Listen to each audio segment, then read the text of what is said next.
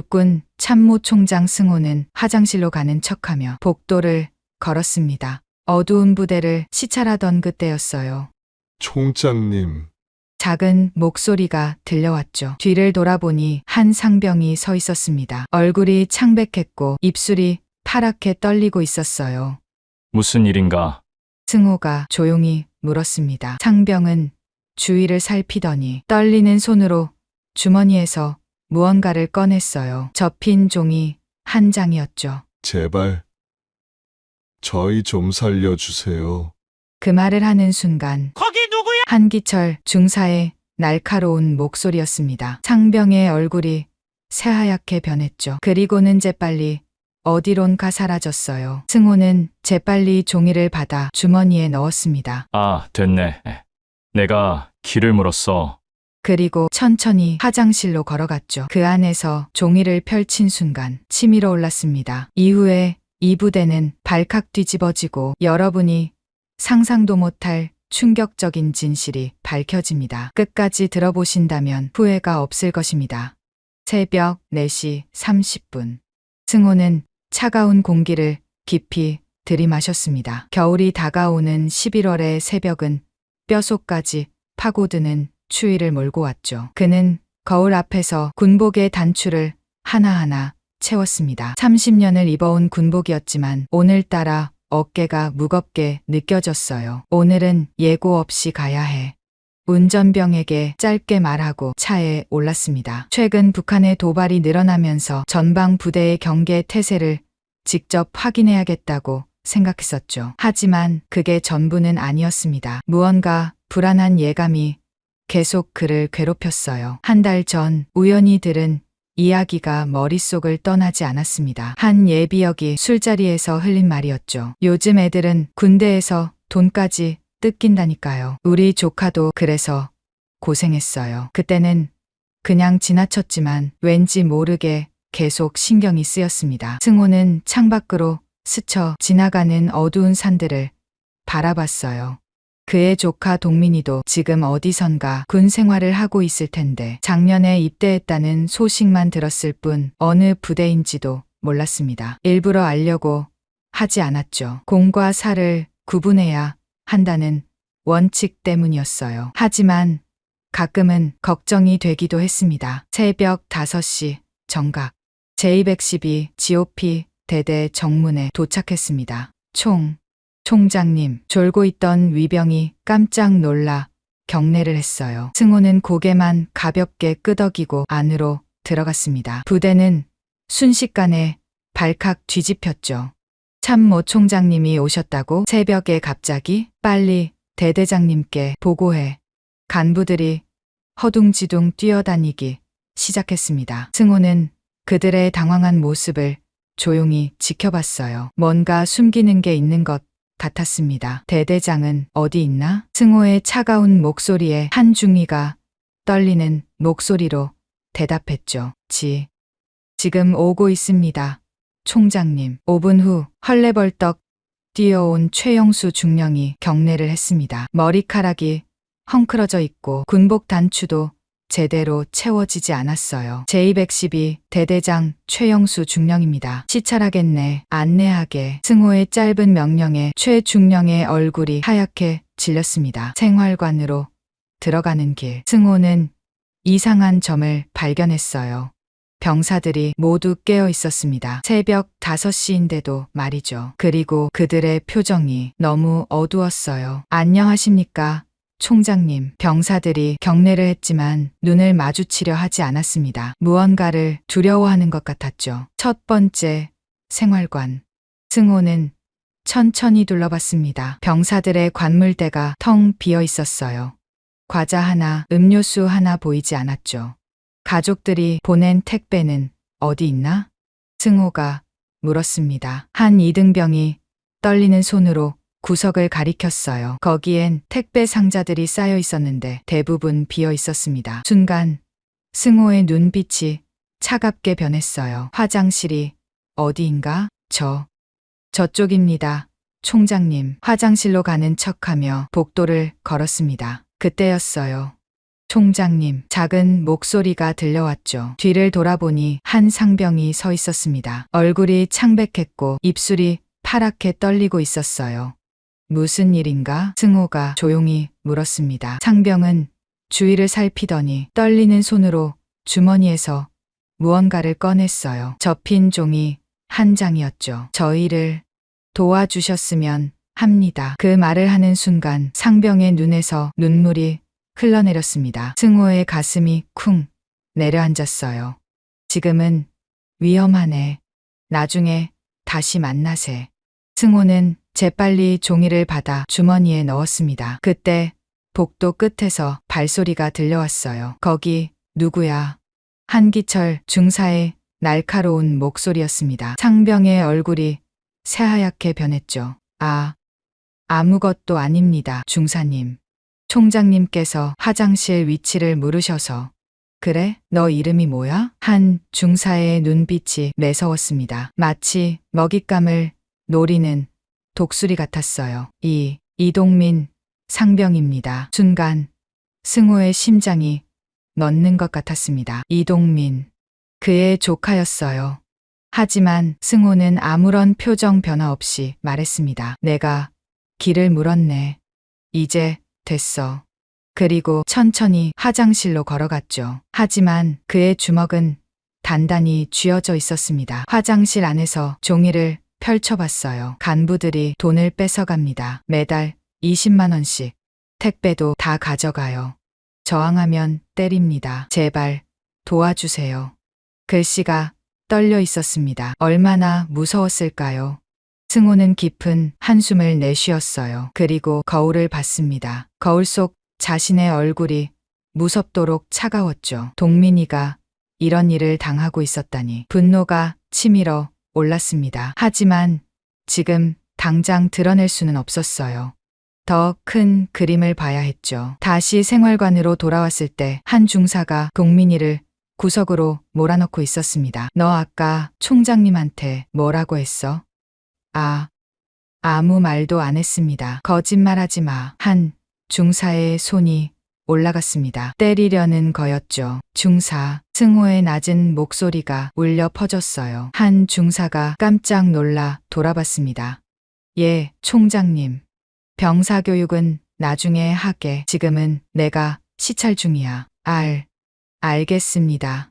한 중사가 물러났지만 그의 눈빛은 여전히 동민이를 향해 있었어요. 경고하는 눈빛이었죠. 승호는 시찰을 계속했습니다. 볼수록 심각했어요. 병사들의 침대 밑에는 아무것도 없었고 심지어 세면도구조차 부족했습니다. 간부들의 생활관은 어땠을까요? 과자며 음료수며 가득했죠. 대대장.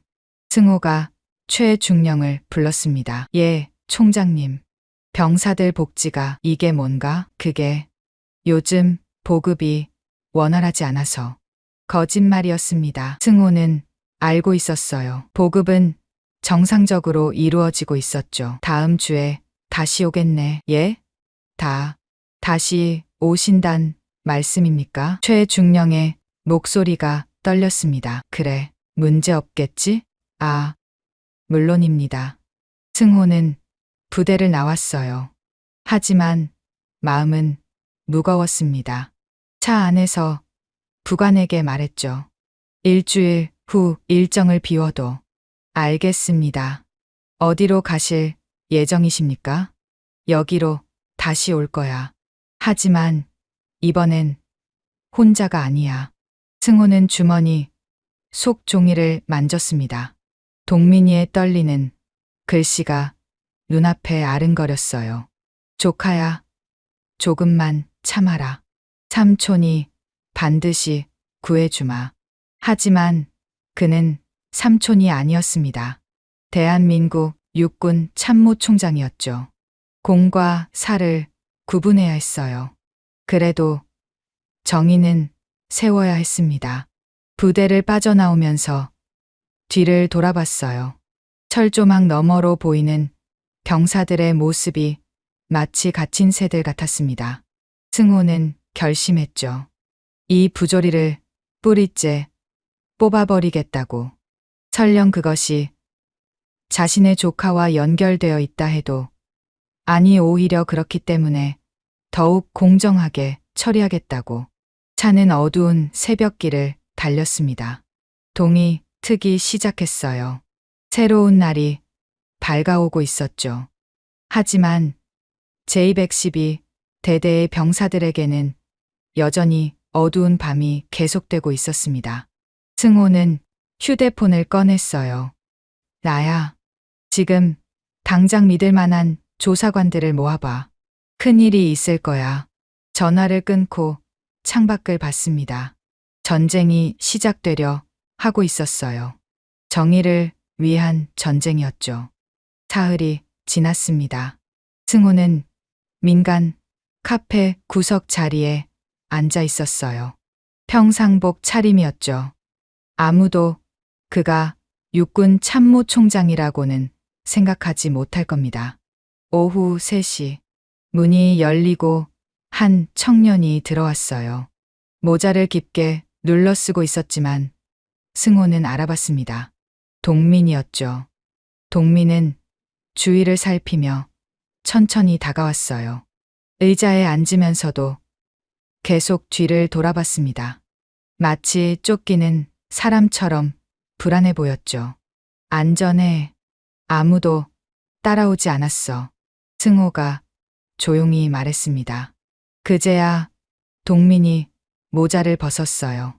얼굴이 많이 야위어 있었습니다.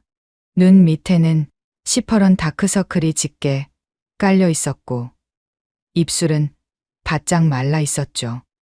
삼촌, 동민의 목소리가 떨렸어요.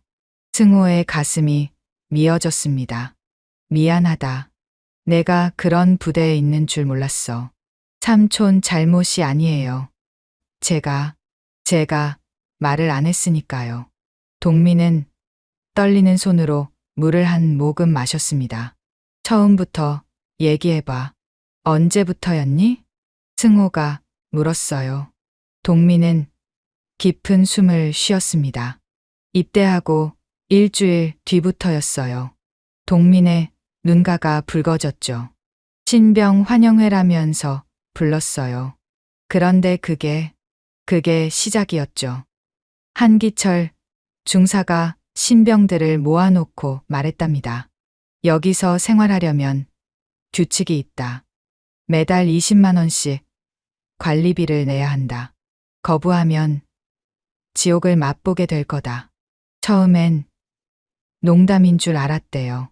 하지만 진짜였습니다. 거부한 애가 있었어요. 김진수라고.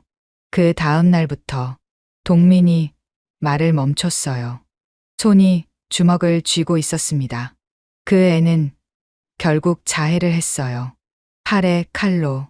그제야 모두가 진짜라는 걸 알았죠. 승호의 얼굴이 돌처럼 굳어졌습니다. 증거가 있니? 예. 우리끼리 모아뒀어요. 동민이 가방에서 USB를 꺼냈어요. 떨리는 손이었죠. 녹음 파일이랑 사진들이에요. 통장 거래, 내역도 찍어뒀고요. 승호가 USB를 받아들었습니다. 작은 플라스틱 조각이었지만 무게는 천 근처럼 느껴졌어요. 택배는 어떻게 된 거니? 간부들이 다 가져가요. 70% 이상을요. 우리는 찌꺼기만 받아요. 동민의 목소리에 분노가 섞여 있었습니다. 엄마가 보낸 과자도 속옷도 다 빼앗겼어요. 심지어 편지까지. 검열해요. 순간 동민의 눈에서 눈물이 떨어졌습니다. 엄마가 얼마나 정성스럽게 싸서 보냈을 텐데. 그걸 다 말을 잇지 못했어요. 승호는 조카의 떨리는 어깨를 봤습니다. 그 순간 카페 문이 열렸어요. 두 사람이 동시에 고개를 돌렸죠. 평범한 손님이었습니다. 하지만 동민은 바로 몸을 움츠렸어요. 본능적인 반응이었죠. 얼마나 무서웠니? 승호가 낮게 중얼거렸습니다. 다른 피해자들은 몇 명이야? 저까지 9명이에요. 다들 무서워서 말을 못해요. 동민이 종이를 꺼냈어요. 이름들이 적혀 있었죠. 이준호, 박성민, 최재원. 승호는 이름들을 하나하나 읽었습니다. 모두 20살 남짓한 청년들이었어요. 누군가의 아들이고 형제였죠. 가해자는 한기철 중사가 주범이에요. 남진우 상사, 김태식 중사, 이정훈 하사. 이 4명이 조직적으로 움직여요. 동민이 설명했습니다. 한 중사는 3년째 이 짓을 하고 있어요. 전에 있던 선임들한테 들었는데 예전엔 더 심했대요. 대대장은 최영수, 중령은 알면서도 모른 척해요. 아니, 어쩌면 한통속일지도. 동민의 목소리가 낮아졌어요. 한 번은 제가 대대장실에 찾아갔어요. 하지만 문전박대 당했죠. 군기 잡는 건 필요한 일이다라면서요. 승호의 주먹이 쥐어졌습니다. 테이블이 살짝 흔들렸어요. 삼촌, 저희를 도와주실 수 있어요? 동민의 눈에 간절함이 가득했습니다. 하지만 제가 삼촌 조카라는 걸 알면 그건 신경 쓰지 마. 승호가 단호하게 말했어요. 나는 지금 삼촌이 아니야. 대한민국 육군 참모총장이야. 모든 병사를 보호할 의무가 있어. 그 말에 동민의 눈가가 다시 붉어졌습니다. 다른 피해자들을 만날 수 있겠니? 예. 하지만 조심해야 해요. 간부들이 24시간 감시하고 있어요. 동민이 주위를 다시 한번 살폈어요. 그 모습이 너무 안타까웠습니다. 내일 밤 10시 부대 밖 폐공장이 있지? 네. 알아요. 거기서 만나자. 다른 피해자들도 데려와. 승호가 일어섰습니다. 그리고 동민의 어깨에 손을 올렸어요. 이제 끝이야. 더 이상 참지 않아도 돼. 동민이 고개를 들어 삼촌을 봤습니다. 처음으로 희망이 보이는 눈빛이었어요. 카페를 나온 승호는 차에 올랐습니다. 그리고 전화를 걸었어요. 나야. 당장 특별 수사팀을 꾸려. 그리고 제212대대 주변을 조사해봐. 무슨 일이십니까? 썩어 있어. 완전히 썩어 있어. 전화를 끊고 USB를 받습니다. 작은 플라스틱 안에 담긴 진실의 무게가 느껴졌어요. 그날 밤 승호는 USB 내용을 확인했습니다. 녹음 파일을 들었어요. 야, 이 새끼야. 돈 안 가져왔어? 중사님, 정말 없습니다. 없긴 뭐가 없어. 부모한테 연락해서라도 구해와. 구타 소리가 들렸습니다. 신음 소리도요. 승호는 이어폰을 뺐어요. 더 들을 수가 없었습니다. 사진들도 봤죠.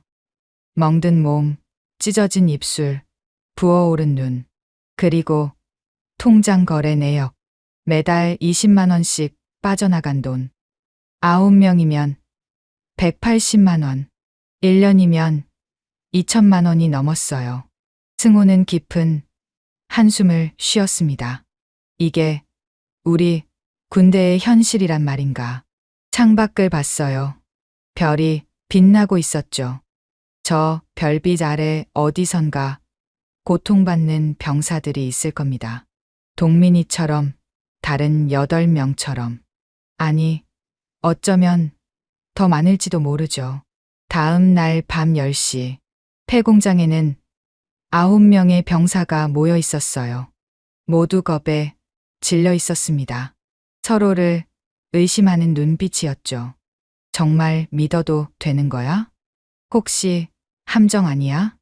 그때 승호가 들어왔습니다. 병사들이 깜짝 놀라 경례를 했어요.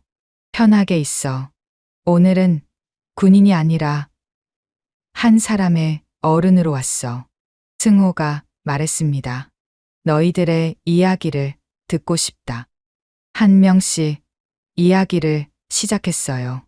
저는 가족이 어려워서 군대라도 가서 돈을 아끼려고 했는데, 저는 당뇨가 있어서 약을 택배로 받아야 하는데 그것마저 빼앗겼어요. 외박을 가려면 5만 원을 더 내래요. 들을수록 참담했습니다. 한 번 반항했다가 영창에 갔어요. 누명을 씌워서 자살 시도한 애도 있어요. 그런데 그것도 덮어버렸어요. 승호는 모든 이야기를 녹음했습니다. 이제 끝이야. 내가 약속한다. 병사들의 눈에 눈물이 고였어요. 정말요? 정말 끝낼 수 있어요? 그래. 하지만 너희들의 용기가 필요해. 끝까지 증언해 줄 수 있겠니? 9명 모두가 고개를 끄덕였습니다. 떨리는 고개들이었지만 결의가 보였어요. 승호는 그들을 보며 생각했죠. 이 아이들을 위해서라도 반드시 끝장을 봐야 한다. 폐공장을 나오는 길, 동민이 따라왔어요. 삼촌. 응? 고마워요. 정말, 정말 고마워요. 동민이 울먹였습니다. 승호는 조카를 껴안았어요. 야위어버린 몸이 너무 가벼웠죠. 미안하다. 더 일찍 알았어야 했는데. 아니에요. 이제라도 알아주셔서 감사해요.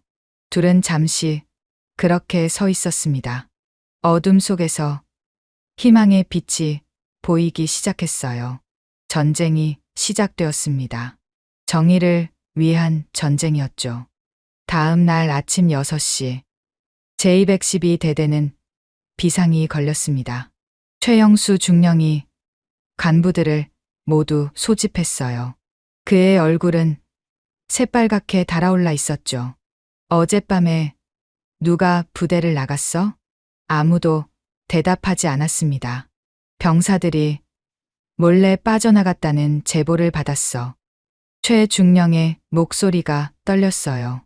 분노인지 두려움인지 알 수 없었죠. 한기철 중사가 한 걸음 앞으로 나섰습니다. 대대장님, 제가 조사해 보겠습니다. 그래, 빨리 알아내. 누가 입을 열었는지 찾아야 해. 최중령의 눈빛이 날카로웠어요. 마치 쫓기는 짐승 같았습니다. 한편 생활관에서는 다른 일이 벌어지고 있었죠.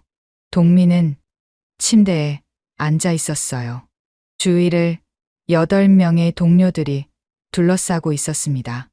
모두 어젯밤 폐공장에 갔던 병사들이었죠.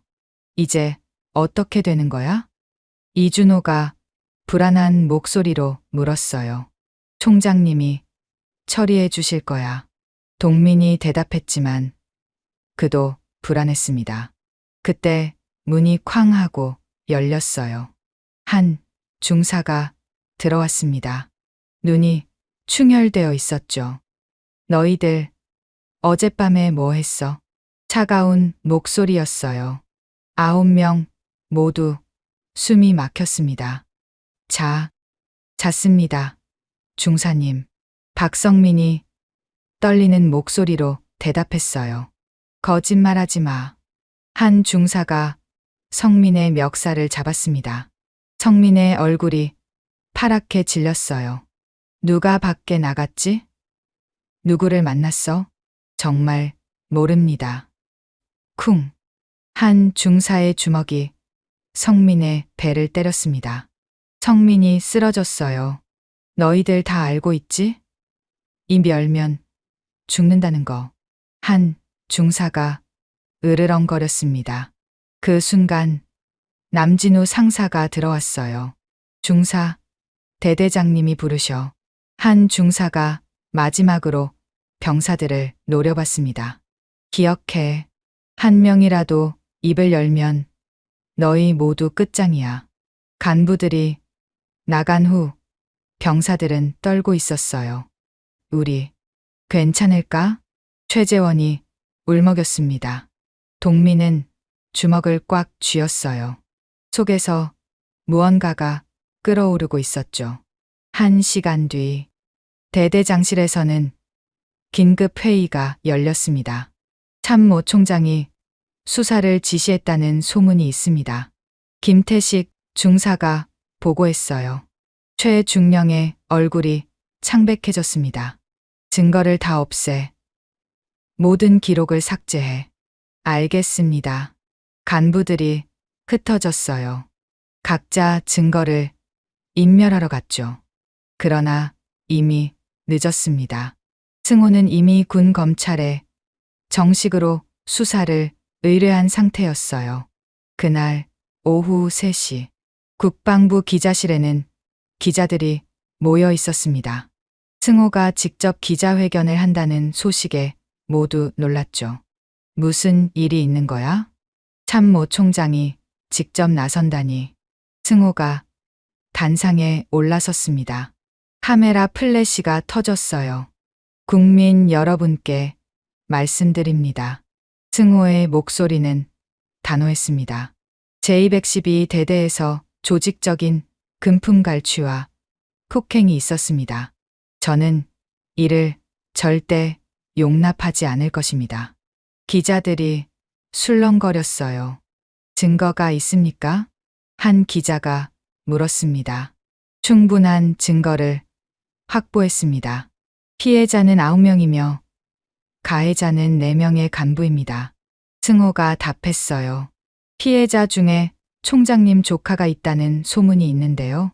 순간 정적이 흘렀습니다. 승호는 잠시 침묵했어요. 그리고 고개를 들었죠. 맞습니다. 제 조카도 피해자 중 한 명입니다. 기자들이 다시 술렁거렸어요.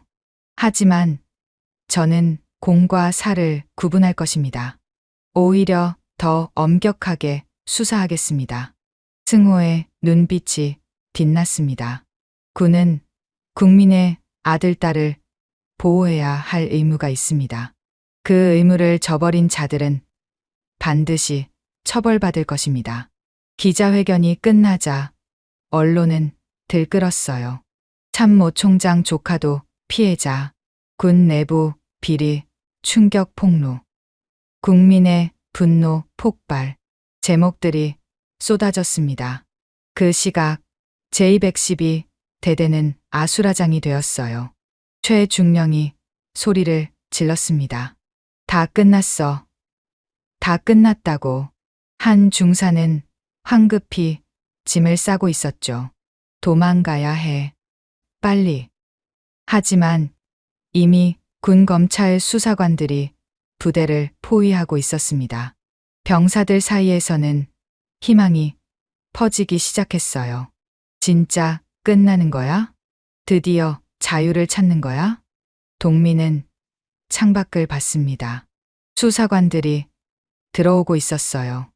눈물이 났죠. 안도의 눈물이었습니다. 그때 한 중사가 동민에게 다가왔어요. 내가 고자질한 거지? 동민이 돌아봤습니다.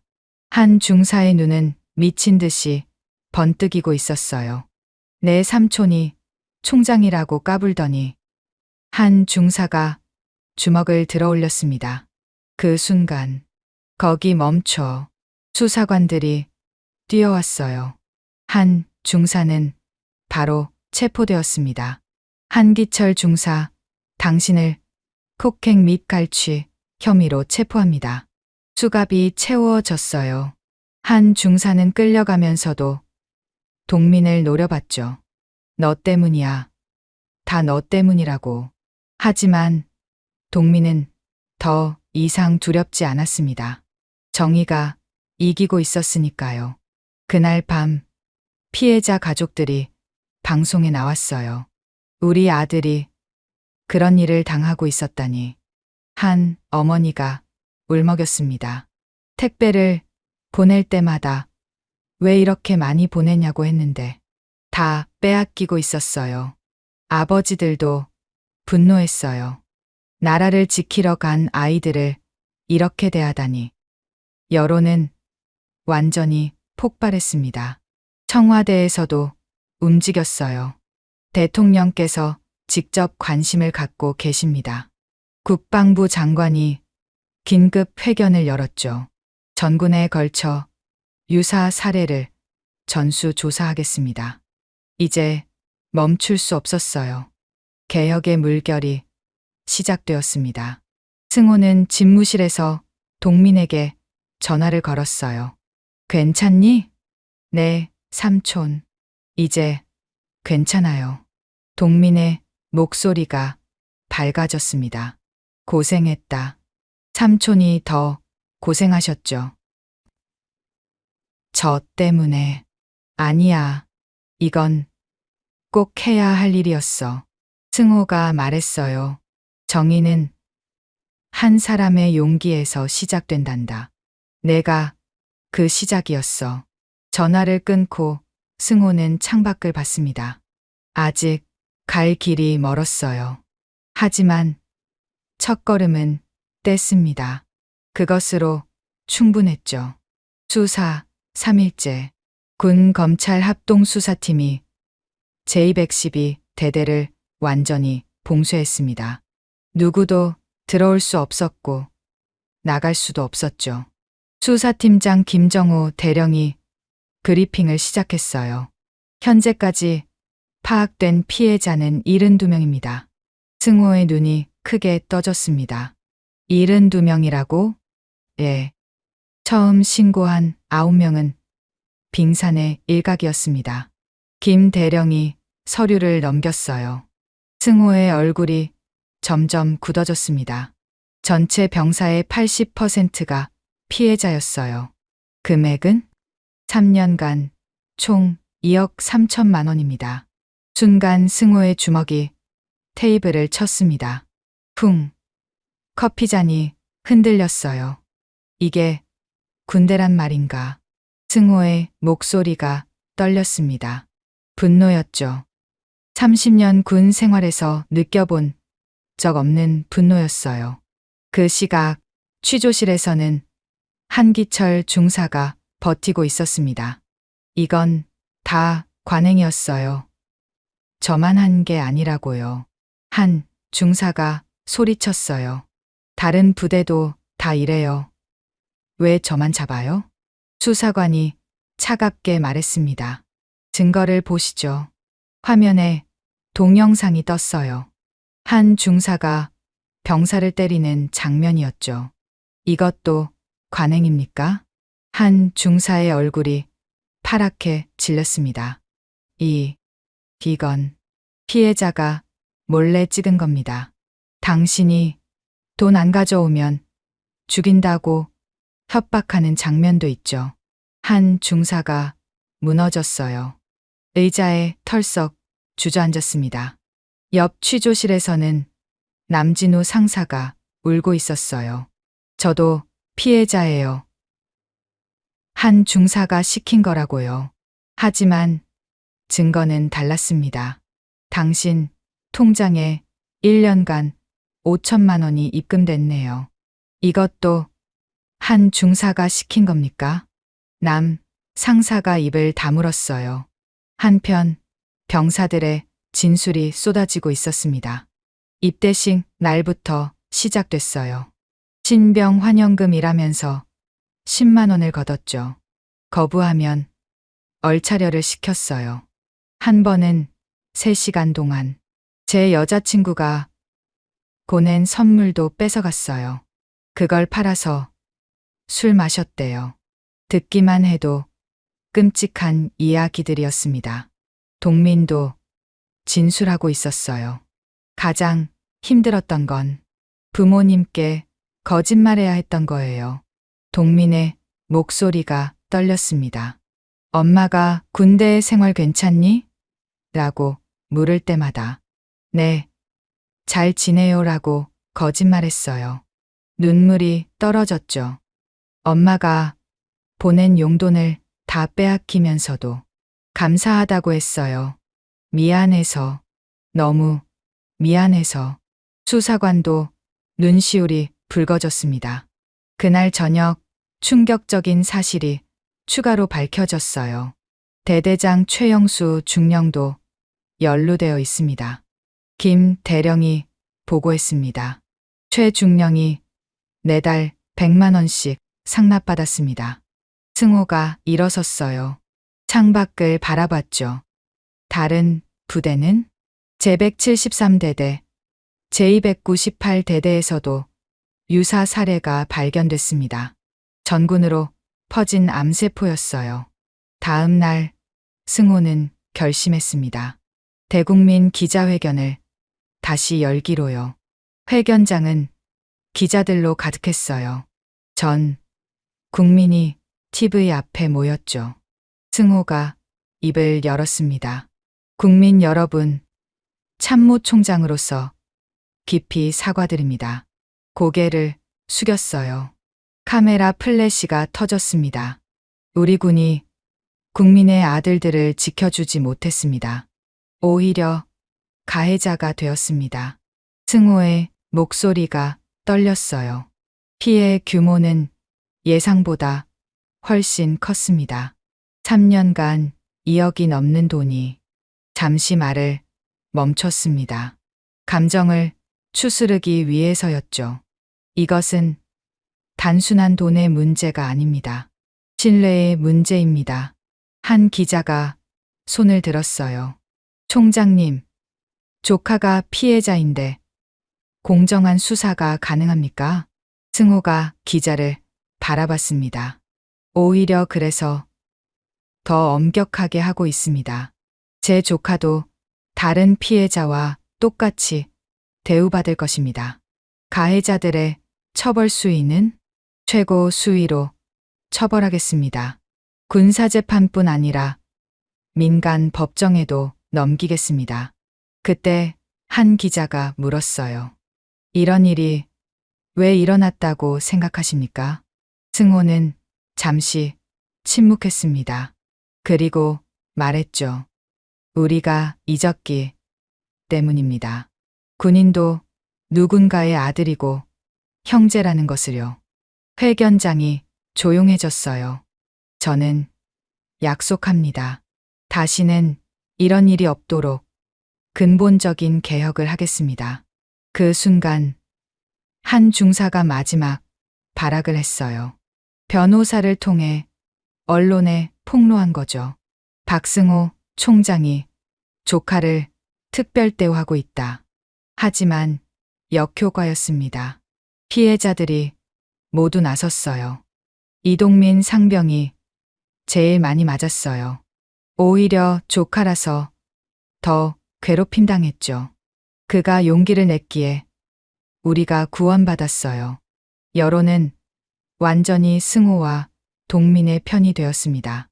수사 일주일째 최종 결과가 나왔어요. 한기철 중사 징역 7년, 남진우 상사 징역 5년, 김태식 중사 징역 4년, 이정훈 하사 징역 3년, 최영수 중령 징역 5년과 파면. 무거운 형량이었죠. 법정에서 한 중사가 마지막으로 외쳤어요. 이게 다 그놈 때문이야. 이동민 때문이라고. 하지만 아무도 듣지 않았습니다. 정의가 집행되는 순간이었으니까요. 그날 밤 동민이 승호를 찾아왔어요.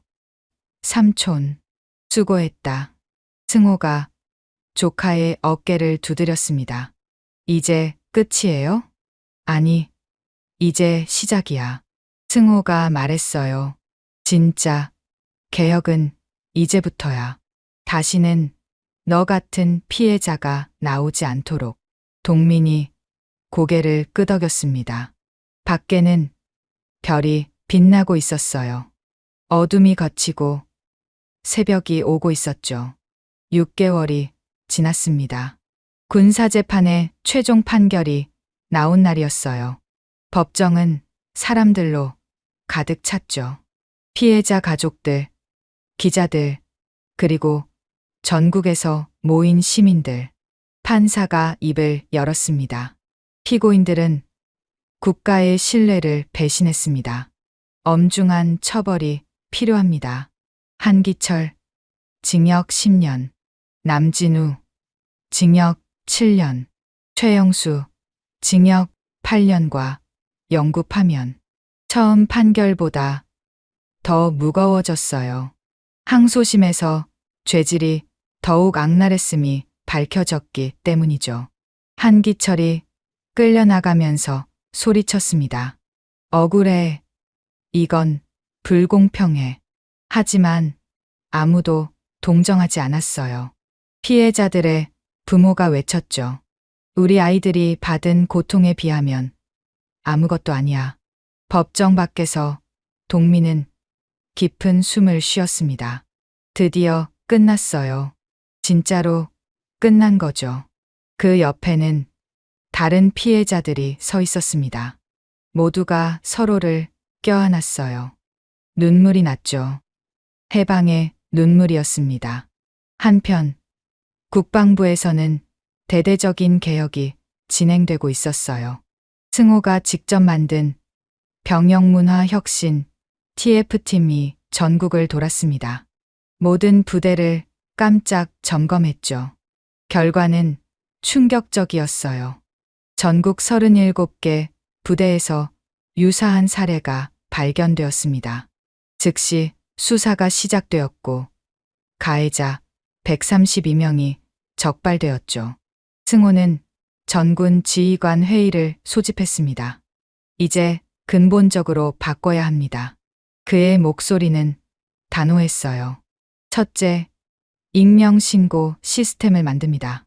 병사들이 안전하게 신고할 수 있도록. 둘째, 외부 감시단을 운영합니다.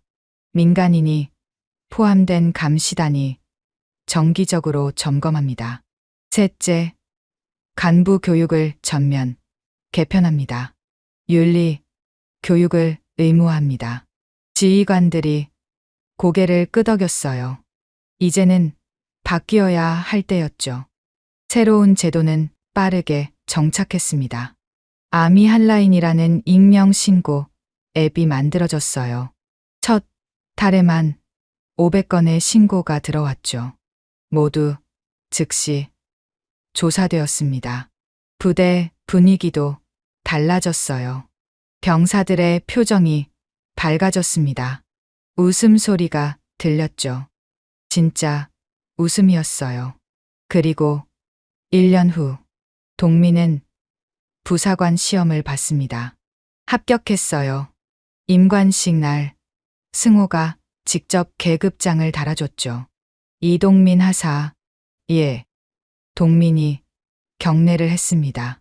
눈에는 눈물이 고여 있었어요. 자랑스럽다. 승호가 조용히 말했습니다. 고마워요, 삼촌. 임관식이 끝난 후 둘은 카페에 앉았어요. 1년 전 그 카페였죠. 왜 부사관이 되려고 하니? 승호가 물었습니다. 후배들을 지키고 싶어요. 저처럼 고통받는 병사가 없도록. 동민의 눈빛이 빛났어요. 쉽지 않을 거야. 알아요. 하지만 해야 해요. 제가 겪었으니까 더 잘 도울 수 있을 거예요. 승호가 고개를 끄덕였습니다. 자랑스러웠어요. 전국의 부대에서 변화가 일어났습니다.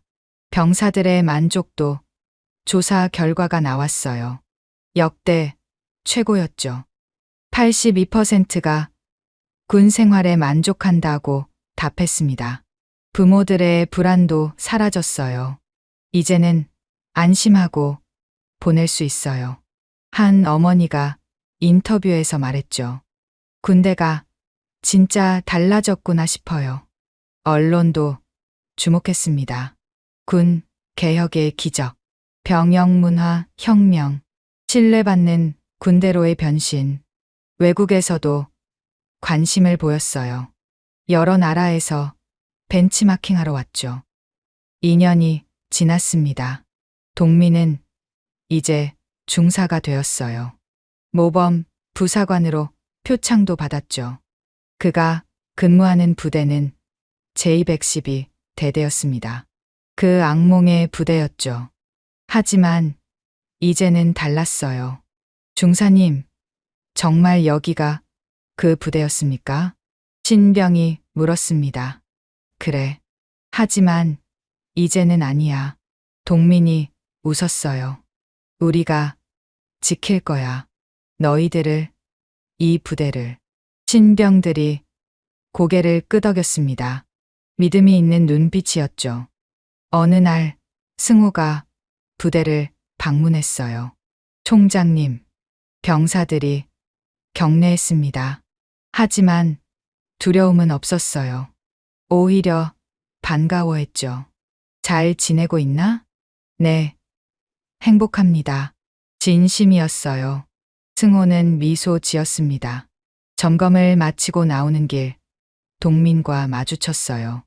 이 중사, 총장님, 둘은 잠시 서로를 봤습니다. 많은 것이 변했어요. 하지만 변하지 않은 것도 있었죠. 정의를 향한 의지였습니다. 계속 잘 부탁한다. 예, 끝까지 지키겠습니다. 그들이 헤어진 후 승호는 하늘을 봤어요. 구름 한 점 없이 맑았습니다. 이제 시작이구나. 그는 생각했죠. 개혁은 한 번의 사건으로 끝나는 게 아니었어요. 계속되어야 했습니다. 3년 후 동민은 상사가 되었고 승호는 전역을 앞두고 있었어요. 마지막 연설에서 승호는 말했습니다. 정의는 한 번의 승리로 완성되지 않습니다. 매일 매순간 지켜나가야 합니다. 청중 속에 동민이 있었어요. 그는 삼촌의 말을 가슴에 새겼죠. 연설이 끝난 후 승호는 동민을 불렀습니다. 이제 내 차례야. 무슨 말씀이세요? 개혁의 정신을 이어가는 거. 새로운 세대가 해야 할 일이지. 동민이 경례를 했어요. 명령대로 하겠습니다. 승호가 웃었습니다. 든든했어요. 군대는 계속 변하고 있었습니다. 익명, 신고는 일상이 되었고 부당한 명령은 사라졌어요. 병사들은 당당하게 권리를 주장할 수 있게 되었죠. 무엇보다 중요한 건 신뢰가 회복되었다는 거예요. 국민이 군을 믿게 되었습니다. 군도 스스로를 믿게 되었고요. 10년 후 동민은 소령이 되었어요. 그리고 병영문화 개선 위원회 위원장이 되었죠. 취임식에서 그는 말했습니다. 제가 상병이었을 때 이런 날이 올 거라고는 상상도 못했습니다. 청중이 조용히 들었어요. 하지만 한 사람의 용기가 그리고 정의를 믿는 마음이 모든 것을 바꿨습니다. 그는 잠시 멈췄습니다. 객석에 앉은 승호를 봤어요. 이제 백발이 된 삼촌이 미소 짓고 있었죠. 우리는 계속 나아갈 것입니다. 모든 군인이 존중받는 그날까지. 박수가 터져 나왔어요. 길고 긴 여정이었습니다. 고통으로 시작해서 희망으로 끝났죠. 아니, 끝이 아니었어요. 새로운 시작이었습니다. 사연 잘 들으셨나요? 듣고 감동과 여운이 남으셨다면 구독과 좋아요, 그리고 알람 설정 한번 해주시면 오늘 하루 행복한 기운이 여러분과 함께 할 것입니다. 다음에 더 좋은 사연으로 찾아뵙겠습니다. 감사합니다.